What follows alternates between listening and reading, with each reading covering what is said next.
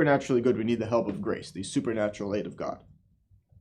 And so Pelagius falls, well, for one thing, denies original sin and its effects, because of which we are born in the state of sin, and because of which we are still inclined to evil. And so that is the fundamental error of Pelagius, the denial that the sin of Adam and Eve had been transmitted to their posterity. So in his system, the sin of our first parents could hurt no one but themselves, and if it had been prejudicial to their descendants, it was not as a hereditary fault, but at most as a bad example. This is the mind of Pelagius. This is false. This is in his mind. Baptism is therefore given to children not to wash away an original stain, but to stamp them with the character, the seal of adoption. So baptism, of course, does do that in a sense, a seal of adoption. The imprints the character, the mark of the indelible character on the soul. Of course, that can still be imprinted even in the case of somebody who receives the sacrament, an adult who receives the sacrament of baptism unworthily. That character is still imprinted. Maybe that person might still be in the state of sin, but that at least can be taken correctly. But of course, baptism does in fact effect that which it signifies, as do all the sacraments. And one of the things, of course, baptism signifies that it actually affects is a washing, and that is the washing away of sin.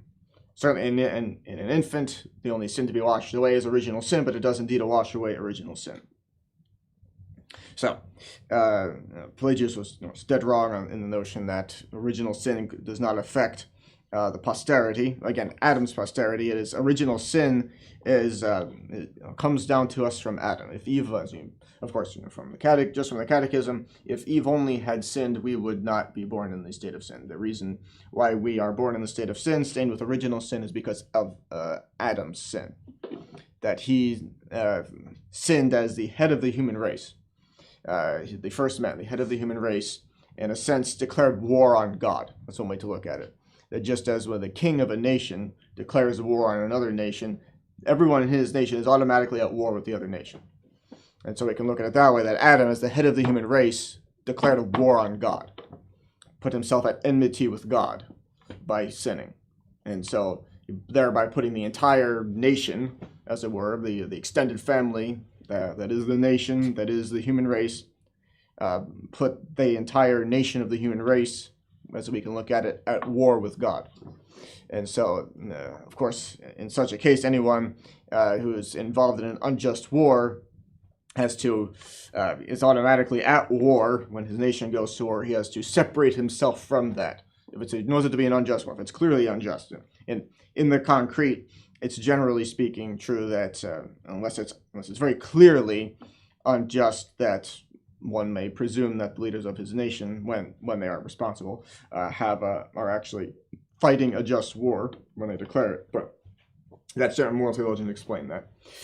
But putting that aside, we know this scenario clearly. This war that Adam declared on God was certainly an unjust war. There could not possibly be a justifying reason to put oneself at enmity with God, obviously. That is, to put oneself at enmity with God is to put oneself in the state of sin. So, Adam did that. Adam effectively declared unjust war on God, and just by being born into the human race, we are born at war with God. Just as during wartime, every baby born in the nation that is at war is also at war. He might not be able to actively take part, but he is in fact a member of a nation that is at war, and so he is at war. So, we have to, each one of us, distance ourselves individually, separate ourselves individually, reconcile ourselves individually with God. And so there is no injustice. There's nothing unjust about the notion that we inherit original sin from Adam.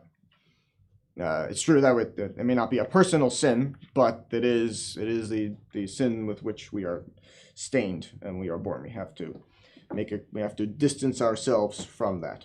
We have to be washed free of original sin. So, on the subject that Pelagius, for one thing, denied original sin, and that's, you notice that error really has never gone away.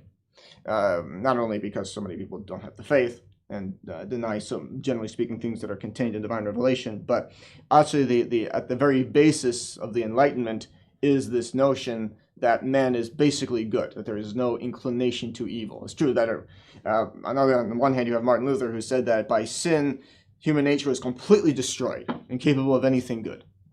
That is false. Also false is but I have to avoid errors that are opposed to each other by extremes. Original sin does exist, but it does not completely destroy human nature. Sin does not completely destroy human nature. Due to the effects of original sin, we are inclined to evil, but not bound to it. There's no necessity to commit sin. Again, Luther was making excuses for sin. He said, "Oh, we can't help it. Our nature is completely destroyed, so the fact that we sin, well, maybe not good, but we really can't help it." Yeah, that was part of his whole system. I'm not getting into that right now, but that was part of his system. Whereas on the other hand, you have a complete denial of original sin and saying that man is, his nature is perfect, unaffected by any such effects, and man is basically good and inclined to good. That if given the choice, this is, we see, how the principles of liberalism flow from that. Liberalism essentially saying that, man, everyone should be free to do whatever he wants, on the basis that when people are given the choice to do whatever they want, that they'll naturally choose to do good. Now, that is not true. When people are allowed to do whatever they want without any repercussions, so they think, they're always, of course, the effect of offending God and doing evil actions, performing evil actions. But when people are told that they can do whatever they want and there will be no consequences, then of course they'll take advantage of that to do evil, because of the effects of original sin, which does, of course, exist and which has evil effects. So, Pelagius has that in common with the Enlightenment people, and that's very, you see, it's heavily ingrained into so many ideologies today, the denial of original sin. Even those who don't have any explicit notion of original sin, they're still infected with a denial of it. So, on the subject of free will, moving on to this, Pelagius taught that it is as entire, as strong in us as it was in Adam before the fall, as in not inclined to evil, that the power of free will is sufficient in man to enable him without any supernatural help to fulfill all the divine precepts, to overcome every temptation, to rise to the highest degree of perfection, and to win everlasting life. So this is full Pelagianism. We'll see there is a mitigated version, semi-Pelagianism. We saw there is semi-Arianism as well. This is typical, that once a heresy is condemned, then mitigated versions of it arise, which are also themselves get condemned.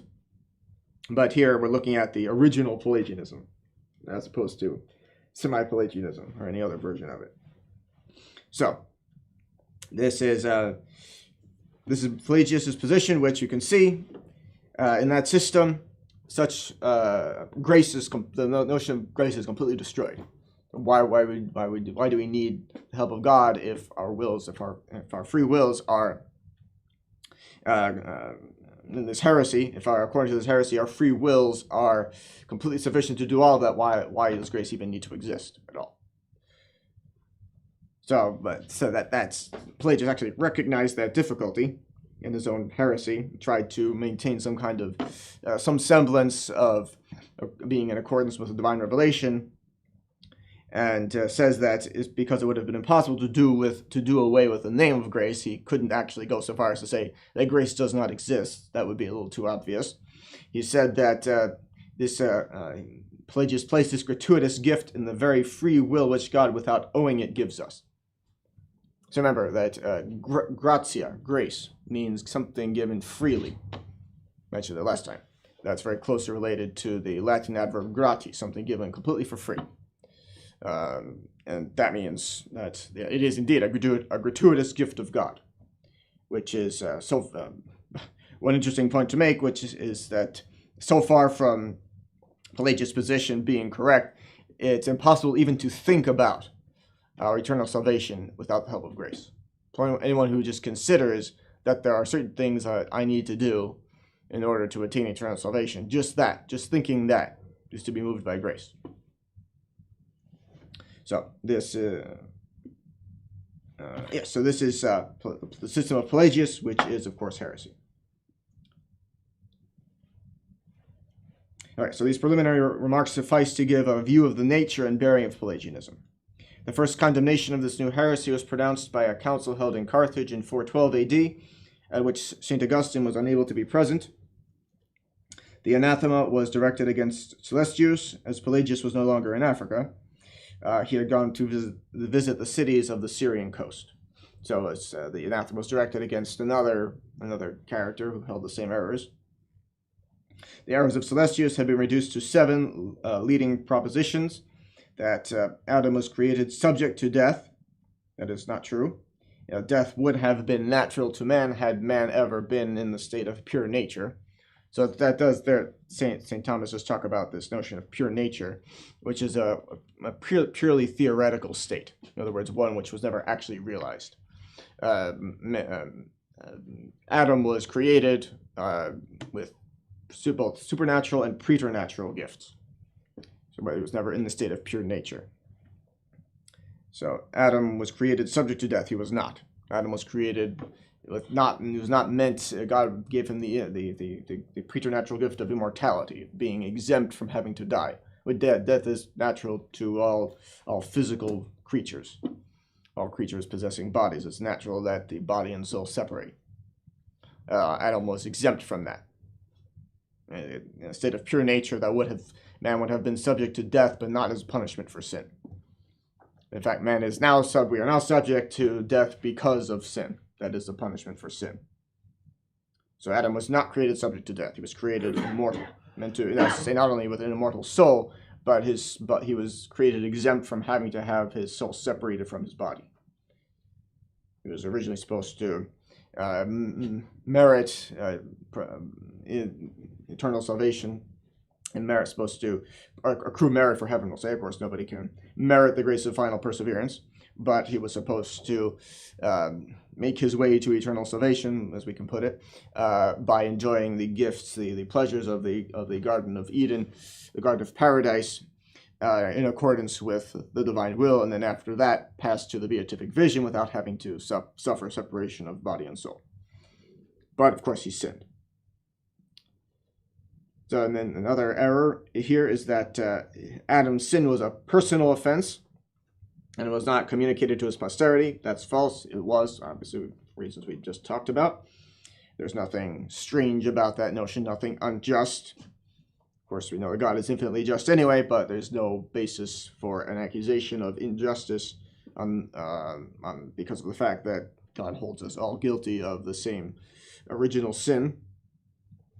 So another error: children are at the moment of their birth in the same state of innocence as that of Adam before his fall. So Adam was created of course, most of all, in the state of grace, that state of original innocence, as it's called, the state of grace in which Adam was created. The sin of Adam, another error here, is not the cause of death to the whole human race. The resurrection of Jesus Christ is not the cause of the resurrection of man. So, further errors condemned. The law of Moses leads to heaven as well as the law of Jesus Christ. Novus Ordo would do well to take notice of that. Another error: before the coming of Jesus Christ, there were impeccable men, so men who were without sin. And that finally, this error: children who die without baptism have a right to eternal happiness. So, baptism, the baptism of blood and baptism of desire do most certainly exist, but they are only called baptism by analogy. They're not sacraments. The only way that children who have not yet attained the use of reason, the only way, if they die before attaining the use of reason, the only chance they have of eternal salvation is through the sacrament of baptism.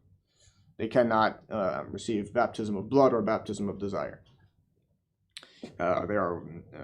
They cannot meet the criteria necessary for being washed free of sin because of that. And even those who do, there are saints, of course, who are canonized, recognized by the entire church as being in the enjoyment of the beatific vision, who never received the sacrament of baptism. Despite whatever nonsense may be put out by those who deny baptism of blood and baptism of desire, there are saints who never received sacrament of baptism. In fact, we had this month, famously, St. Emerentiana is one of those. And she did most certainly die without having received the sacrament of baptism. All other all other nonsensical explanations aside, posited by those who have this a fortiori, who have beforehand reached the conclusion that there is no such thing as baptism of blood. She did in fact receive baptism of blood, died a martyr without having received the sacrament of baptism. And she is now recognized by the entire church as a saint, and therefore infallibly a saint. But that can only happen in somebody who has the use of reason. An adult is, in these terms, and with regard to what we're talking about right now, an adult is anybody who has the use of reason. So even a small child who has the use of reason is an adult in that sense. An infant is any child, even if he's not a baby, might not be a newborn child anymore, is still an infant if he has not attained the use of reason. So the only chance, and this is true, the church has always taught this, of course. Even Pius XII reiterated that in an address to midwives, that it's important to know how to baptize children validly, because that is the only chance. If they die, if a baby is born, even addressing midwives, if a baby is born and dies, the only chance that it has of eternal salvation is the sacrament of baptism. So make sure you know how to baptize validly. The eternal salvation of a soul is at stake here. So this church has always taught this. So after his condemnation, so all of these are again errors that were condemned. This list of 7 errors that Darras gives, he summarizes it into 7 points. Though these are all condemned. Don't confuse statements to which an anathema is given or a list of errors for something that's like positively being taught. The opposite of this is being taught. In fact, you may know that, but anytime you see a condemnation of any particular error, it is the opposite of that error that must be believed to the same degree. That's the degree of assent due to the opposite proposition is determined by the severity of the condemnation. So any error that's given an anathema, that is the severest degree of condemnation there is. If an error is given an anathema, then the opposite is de fide, defined, explicitly defined as being divinely revealed. And you see quite a few anathemas. And the Council of Trent, very famous for those, obviously. So after this condemnation, Celestius appealed to the sovereign pontiff. So this is a local council, which condemned these errors. So Celestius appealed to the sovereign pontiff, but without waiting to urge the appeal, left for Asia, where he continued to dogmatize. So that doesn't say a great deal for being in good faith, obviously. Pelagius had in the meantime been denounced by the Gallic bishops, especially by Heros of Arles and Lazarus of Aix as a heretic. He was now striving to clear himself in the eyes of the bishops of Palestine by a public conference held at Jerusalem and in a council of 14 bishops held at Diospolis. His chief opponents were Orosius of Spain and St. Jerome. The fathers of Diospolis, misled by the false representations of Pelagius, cleared him from the charge of heresy without awaiting the reply of Pope Innocent I, later on canonized to be Saint Innocent I, to whom the matter had been referred after the council at Jerusalem, which took place in 415 AD. St. Augustine, so again, you can see the damage that can be done by even gatherings of bishops and gatherings of large bishops included under the heading, without the approval of the Pope. Without his stamp of approval, anything could go off the rails. Meaning that, yes, Vatican II being a gathering of bishops, but without a real Pope presiding over it, in fact, went off the rails in the most monumental fashion possible. So, St. Augustine was at this time bringing out a series of works against the principal errors of Pelagianism, treatise on nature and grace, merit and remission of sins, the grace of the New Testament, the perfection of righteousness, and free will. So, that's a lot to write about, but it was all necessary. St. Jerome followed in his footsteps and published his dialogue between a Catholic and a Pelagian. The intricacies of the question were mostly removed by the light with which these two great writers threw upon it. In other words, the things were made clearer. And again, you can see how today we are the beneficiaries of centuries of hashing things out. It's all De Grazia. There's some still there. I wouldn't say it's an easy dogmatic theology course, but it is all very clearly spelled out for us now. And that took many centuries of effort to get it to that point.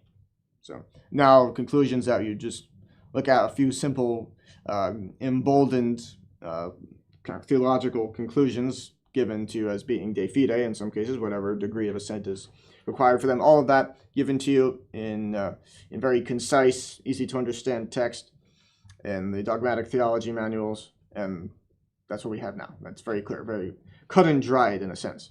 Not to say that it's uninteresting or that there aren't many great benefits to be accrued in the spiritual life from meditating upon it, but it is cut and dried in the sense that there are very few kinks, all things considered, left to be worked out. That's not to say that every single controversy imaginable was definitively settled, but things have been pretty well hammered out. And we are the beneficiaries of all these centuries of controversy and effort made to solve the controversy. All of that has given to us the very clearly laid out dogmatic theology manuals with all of the standardized terminology, conciseness, and clarity of reasoning that we have now. Yeah, keep in mind we're considering a time long before St. Thomas, who really gave everything a system. Before that, it was, when you read the writings of the fathers, they have many good insights, of course, but they're not really systematic. And the way of doing theology at the time was, might sound odd in a modern context, but it was a more positivistic way of doing things. That's to say, with commentaries on sacred scripture. That was the way of doing theology. But that's not wrong. There's nothing wrong with that in itself. It just means that it makes it harder to find any particular treatment of any given question. You have to find the passage of sacred scripture that treats of that or that leads to a discussion of it, and then find out what this or that father says about it. And then even then, it's not given, of course they use intelligible reasoning, but it's not clearly laid out into major, minor, conclusion, syllogisms with those premises and conclusions, and then proof of the major, proof of the minor, very clearly laid out with their own syllogisms after that. It's there was just no notion of doing it like that at the time. So it was a more difficult thing, in other words, to find the particular treatment of any particular question at the time. Even again, looking at all these treatises written by St. Augustine, they weren't written in the format of our dogmatic, moral theology manuals. So the councils of Carthage and Milevum decided, conformably to the Catholic belief, that the sin of Adam has been transmitted to his descendants, and that without an interior grace-inspiring goodwill, we can do no supernatural good, nor anything useful for our salvation. And that is entirely correct. The fathers of these councils wrote to Pope St. Innocent I, begging him to confirm the decision by the authority of the Apostolic See. So you see you have these individual local councils decreeing all these, hitting the nail on the head, really, getting it all exactly right, and then but that still, of course, having to ask for the highest seal of authority, which the Pope can do. A Pope can take any local council and give it the authority of an ecumenical council. It's all dependent. An ecumenical council itself can decree nothing at all without the approval of the Pope. And by ecumenical council, we mean general council of the Catholic Church, one at which the entire Church can be considered to be represented. And it's not required at any time. These are all things that the theology students have been looking at in the Locis Theologicis course. All of the fact that it's never required, the Pope is never bound to call an ecumenical council. It's not necessary by divine ordinance that an ecumenical council be held at X number of years or even at all ever. There are reasons to do it. There are some things that, in a sense, call out for such a formal gathering of the entire Church, as much as probably more, at least not every single person is gathered there, but the entire Church is considered to be represented at an ecumenical council. There are times when it is fitting that should be done, and it has been done many times, but it's not necessary that be the case. So the Pope could take, say, these local councils hitting the nail on the head, getting everything exactly right. The Pope could raise any one of these condemnations, any one of these definitions at these councils, could give that the authority of a general council. It's all dependent. The Pope is everything in the Catholic Church. The Pope is everything. So one of the conclusions to be drawn from that is that recognize and resist doesn't work. It should be painfully obvious by now, but there you have it. So, to the synodal letters of the African bishops, the sovereign pontificate, you have followed, as becomes the episcopate, the institutions of our fathers, who indeed held by divine tradition that nothing can be regulated in the most distant countries without the cognizance of the Holy See. So I said, you're right in asking for this approval. You're correct. Maybe you got it right. You reached the correct conclusions, but you're correct in asking for the stamp of the highest authority on this. From this fountainhead, the pure and running waters of truth flow out to water and fertilize all the regions of the universe. Very nice imagery there. The Pope then ratifies the decisions of the two councils and solemnly condemns Pelagius, Celestius, and their followers. He declares them to be cut off from the communion of the Church unless they forsake their errors.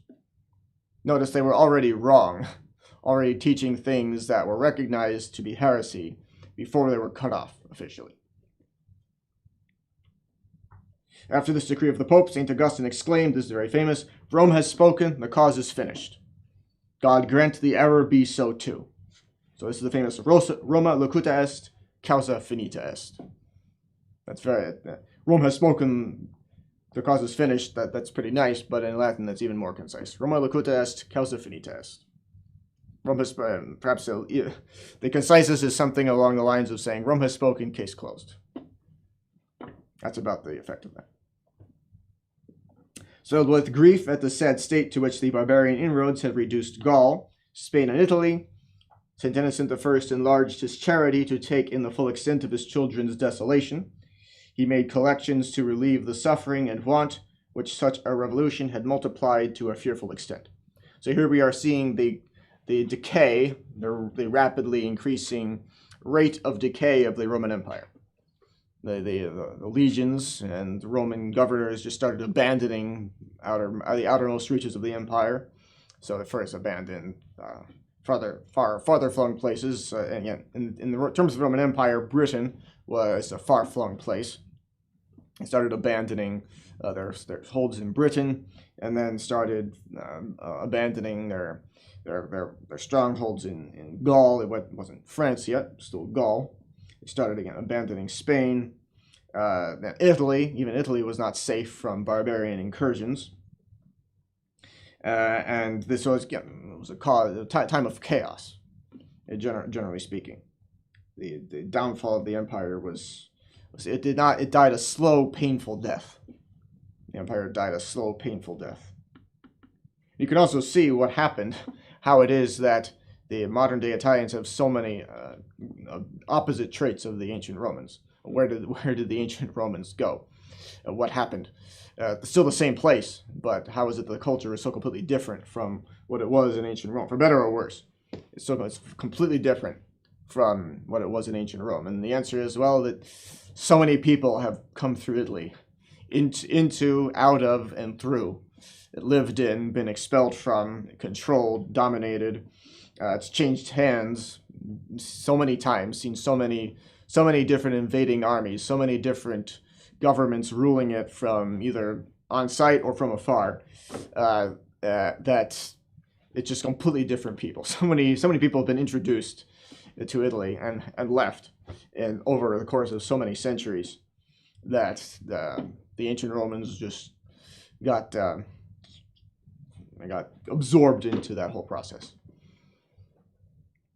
disappeared. So subsumed into the general process of forging Italy as we know it today, which in many ways is still just a region. Before the 19th century, there was no unified nation of Italy.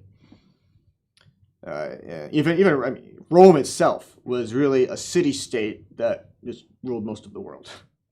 It was Rome. It was the city of Rome from which the world was ruled. They themselves had to conquer the rest of Italy. That was how they got started. They fought wars with other city-states in Italy, other groups of people in Italy. That's how they got started. So that's just many centuries before what we're looking at here. Many centuries still before Christ even. for the earthly life of our Lord. But that's how they got started, by conquering Italy, the rest of Italy. So in other words, Italy has always been a region. The modern state of Italy is a result of the revolution. It's an artificial construct that was brought into existence due to the dreamy ideals of revolutionaries, the unrealistic ideals of revolutionaries. And in many ways, it's still a joke. Italy is still very much regional. You go there, you can see that. If you ever visit Italy, count how many Italian flags you see and how prominently they are displayed. Nothing at all like the way you see American flags displayed, large flags displayed proudly here.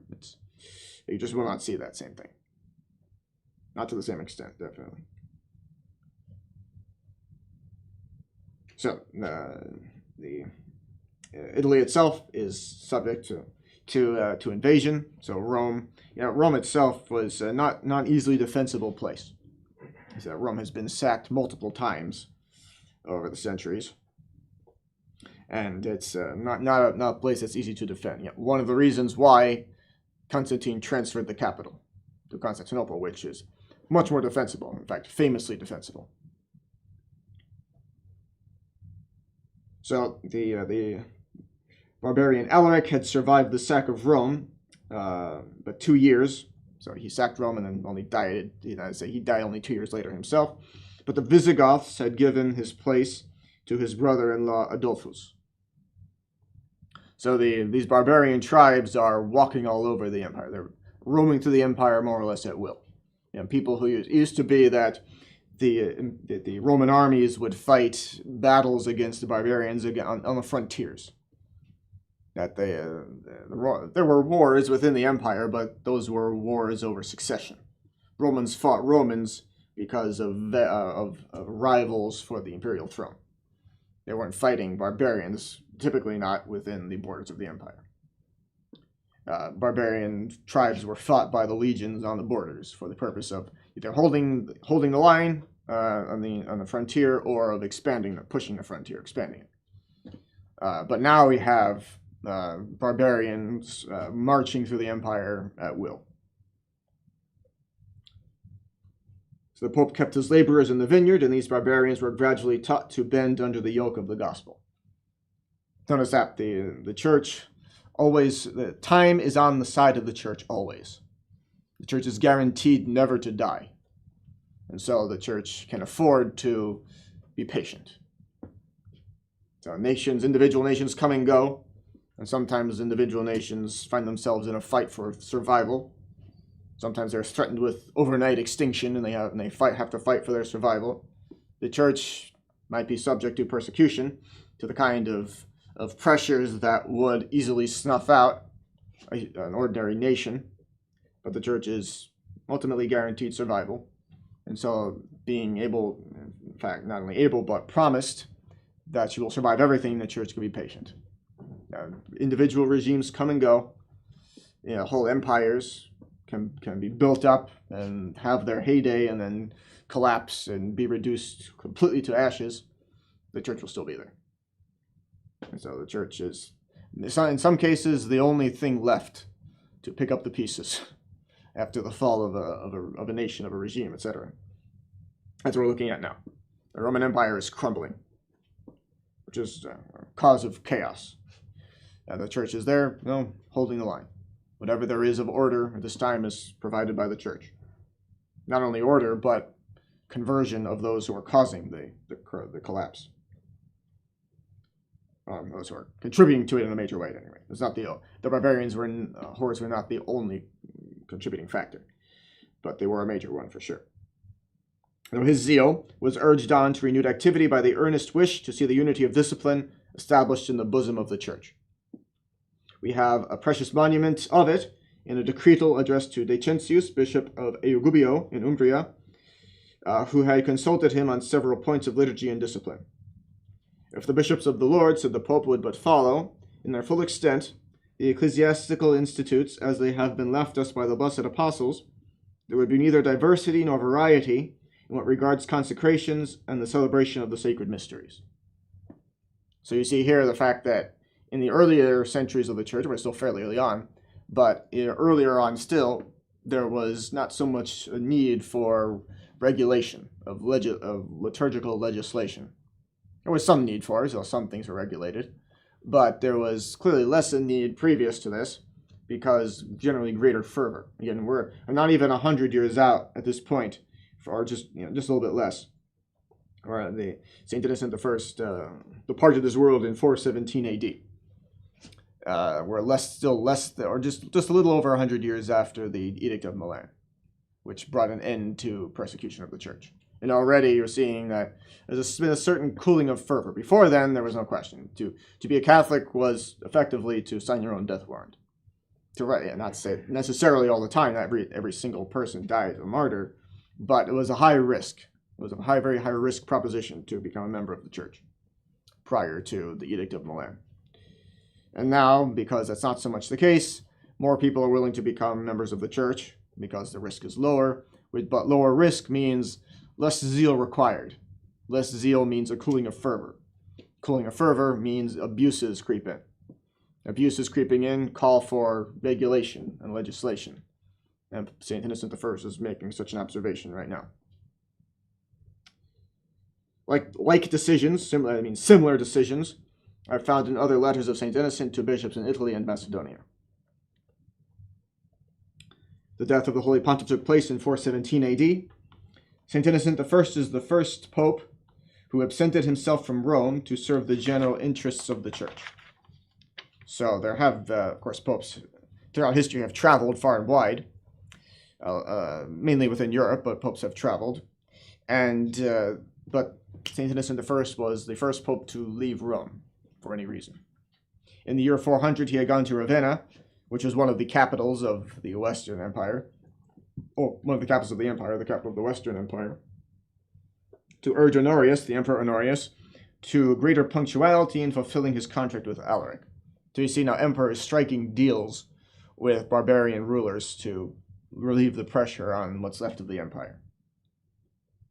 Had the advice of the Pope been taken, the Eternal City would have been spared the horrors of the invasion of 410 AD.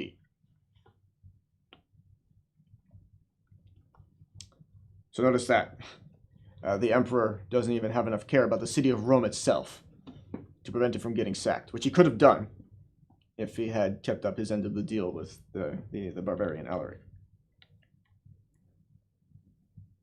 So that's how little care there was for the city of Rome itself.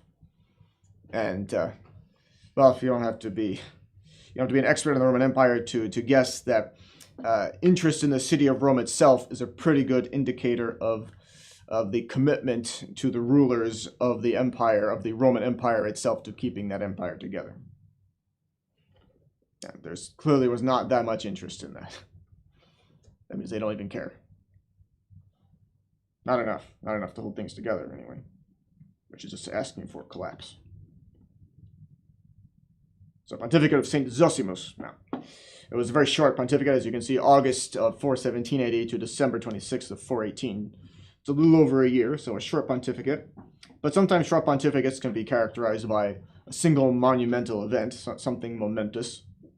So we'll go through this just briefly, just to see the notable things that happened in this time. Clearly, it's a tumultuous period we're looking at, and so interesting things can happen at any time.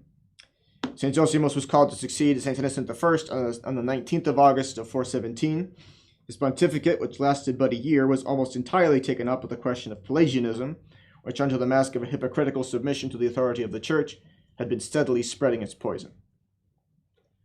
Celestius came to Rome in 417 and protested the purity of his intentions, which we've already seen there's reason to doubt that, and solemnly declared that he condemned all that St. Innocent I had condemned, and was received by St. Zosimus into communion with the Church.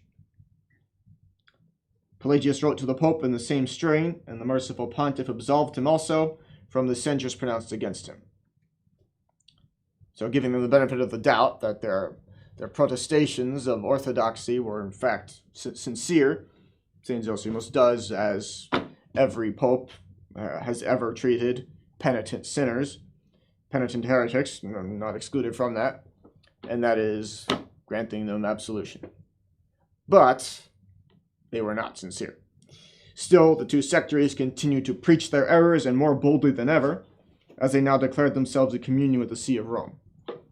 So far from being repentant, they just wanted to keep up appearances.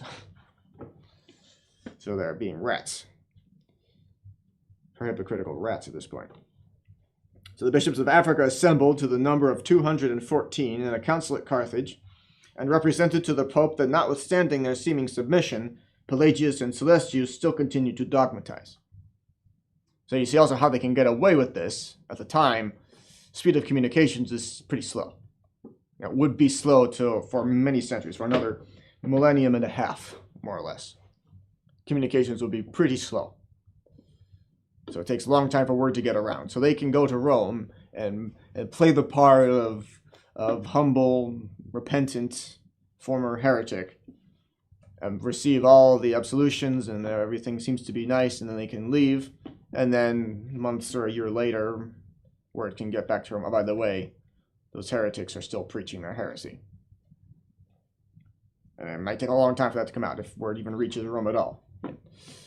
Consider that word cannot travel any faster than a messenger on a horse or on a ship can travel. At a time when shipwreck was a pretty common thing, and a messenger could get waylaid on the highway pretty easily as well. So the Sovereign Pontiff called the case once more before his tribunal, and after mature deliberation, ratified the sentence of the African bishops, and renewed the sentence pronounced by his predecessor, and declared that if the two heresiarchs would abjure their error, they should be received to public penance, otherwise they were to remain excommunicated. So, no surprise there. That's the only responsible course of action, is to renew the sentence against these heretics, preaching the same heresies. They're not saying anything new, but they are saying things that were condemned and that they said they themselves condemned. But clearly they were insincere. The doctrinal letter of the Pope was sent to the bishops of Egypt and of the East, and to the patriarchs of the great sees, Antioch, Alexandria, Jerusalem, and Constantinople. The ecclesiastical judgment was followed by an imperial rescript of Honorius, condemning the two heresiarchs and their followers to exile. So that is entirely correct, as well, that the emperor should co-sign, so to speak, not maybe co-sign, that's way to put it, but that he should enforce in the civil order these condemnations is entirely correct. At the same time, St. Augustine had the Catholic doctrine acknowledged by a new council held at Carthage on May 1st of 418 AD. The decision of the Holy See was received by all the churches throughout the world. Notice that everywhere, in the East included. Only one bishop, Julian of Eclanum in Campania, that's in Italy, refused to subscribe. That's why Naples is in that region. And that's also the region where bells were, or at least were given their name. I think before they were first used, but where bells were given their name. The Latin term for bells actually reflects that. So for example, you see campanula, that means a small bell. All right, you see the connection in that term to Campania. So in conjunction with several Pelagian bishops, this is Julian of Eclanum, drew up a heretical profession of faith and appealed from the decision of the Pope to a general council. So, seems to be the first time we've come across this phenomenon, but not the last, by any means, that we see somebody's appealing from the Pope to a general council. Up until now, as you notice, sometimes heretics would get caught and condemned by a local council and appeal to the Pope. Okay, anybody can appeal to the Pope. It's not in itself a problem, as long as then you, of course, you submit, at the very least, to the final decree of condemnation by the Pope himself, when your error gets condemned by the Vicar of Christ on earth. But to appeal from the Pope to a general council, that involves another error. The notion that a general council is higher than the Pope. And that's an error that would become very popular down the line, during the Great Western Schism specifically, because of the notion, well, it's something we'll get to. It's a very interesting thing to study, very complicated. It went on for a long time, and involves a great deal of keeping track of who's who and did what and what happened when and what was done by whom at which time and so on and so forth. But that era would become popular during the Great Western Schism, the era of conciliarism, as it's called, which is interesting because you hear conciliar, usually brings to mind Vatican II, but the era of conciliarism had nothing to do with Vatican II. So St. Zosimus expressly condemned Julian and his accomplices. They were deposed, and their sees were given to Catholic bishops. This vigilant and zealous pastor was snatched from the church by a premature death in December of 418 AD. So St. Zosimus had a clearly very strong pontificate, we can say. Canonized, obviously, so must have been strong, even if it was short, which, of course, after which he himself went to heaven, as we now know infallibly, even if for the church militant, that may have been a sad thing to lose such a good pope, but succeeded by another saint, so it won't have been so bad. The pontificate of St. Boniface I lasted from December 30th of 418 to October 25th of 422, so almost 4 full years. The election of St. Boniface I presents the first instance in the Church's history of a secular power interfering in the choice of a Roman pontiff. So, union of church and state is good, not only good but necessary in order that the state itself be ordered. But there are certain, as long as you have human beings afflicted with the effects of original sin, there are going to be problems. And one of the problems that presents itself, even in the correctly ordered situation of union of church and state, is the fact that the state tends to overstep its bounds, sometimes a little, sometimes terribly, and interfere in those affairs which are purely of ecclesiastical, purely within the realm of that which is ecclesiastical only. Yes, there is an overlap between the things that are covered by the church, I'd say things of ecclesiastical nature and things of civil nature. There's a natural overlap in many ways, but there are certain things that clearly belong to one sphere and clearly to the other. These are, there are, I think of a Venn diagram, there are definite areas which belong only to one and only to the other. And the election of a pope is clearly something that belongs to, that's something that the civil, not to say the civil power can have nothing ever to say about it. In fact, the laws of the church have required in certain instances that the civil power has something to say about it. But it's not something on which the civil power has any right to thrust itself. Any involvement that it has is purely by law of the church, purely either by concession, or actually it's never been by concession, only in fact to ensure the fair election of a pope. We'll get to that later, but there were times when Holy Roman emperors were called upon to come to Rome. At the time when the Holy Roman emperors were good, they were at the service of the church. They were doing their jobs, in other words, and as obedient sons of the church. And their job at one point was to come to Rome and certify the election. And only at that point, by law of the church, would the election be considered complete. Because the emperor had to come and assess the situation and make sure that the Roman mob wasn't acting up and exerting undue pressure on the conclave. The emperor had to come and do that. But again, that was purely by law of the church that had to be done. The emperor could not claim the right. He can't say, you can't change that because I have a right to this. No, that was eventually done away with. If at no other time than St. Pius X himself, making it clear that no emperor has any right to any veto power in the conclave, which the Emperor Franz Joseph tried to execute. Actually, that was the reason why St. Pius X was elected. You may know that, but it's because he didn't want Cardinal Rampolo to be elected. Franz Joseph did, and had the Austrian cardinal stand up and say, in the name of the Austrian emperor, who's the successor to the Holy Roman emperors, I veto Cardinal Rampolo. And after that, any kind of plausible reason why a candidate might have been vetoed is as good as an actual veto. That is definitely valid by law of the church, because nobody wants a repeat of the Great Western Schism. So after that, Cardinal Rampolo was finished as a candidate, just like that. He was probably going to win. He was finished. St. Pius X made it clear after that, no more of that. Conclaves will be secret and no more vetoes. They were public, and the veto power was something that was a possibility. No more of that. So after that, no emperor could make any claim. Okay. Mane Patris et Filii et Spiritus Sancti, amen. Sub tuum presidium confugimus, Sancta Dei Genitrix nostros et peccatione et despicias, in necessitatibus, sera periculis cunctis libera nos semper, virgo gloriosa benedicta. Amen. In nomine Patris et Filii et Spiritus Sancti.